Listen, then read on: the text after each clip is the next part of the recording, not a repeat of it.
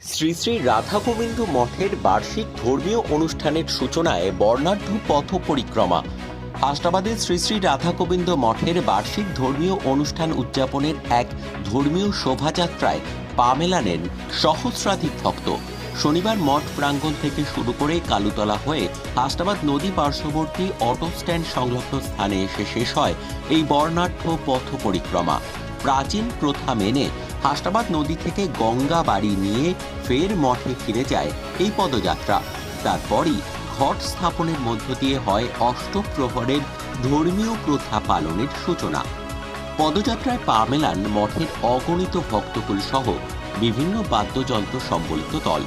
এর পাশাপাশি এদিন করতাল হাতে পুরো ধর্মীয় পদযাত্রায় দেখা গেল মঠের অন্যতম ভক্ত হাসনাবাদ ১ নম্বর ব্লক তৃণমূলের সভাপতি আনন্দ সরকারকেও। তিনি বলেন, প্রতি বছরই নানাবিধ ধর্মীয় কর্মসূচির মধ্য দিয়ে এই উৎসব পালিত হয়, যাতে অসংখ্য পুণ্যার্থী অংশগ্রহণ করেন। এবছরের এই বার্ষিক ধর্মীয় অনুষ্ঠানে যাত্রাপালা, কীর্তন গানের আয়োজন করা হয়েছে।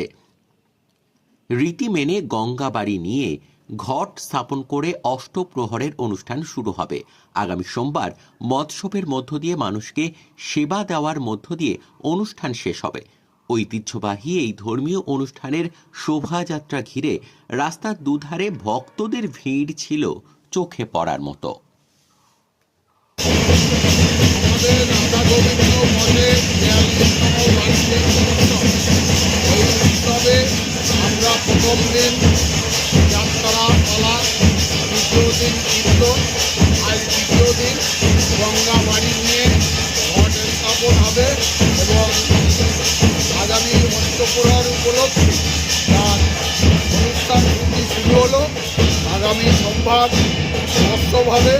এই মৎসব অন্তে সমস্ত মানুষের সেবা দেওয়ার পরে আমাদের অনুষ্ঠান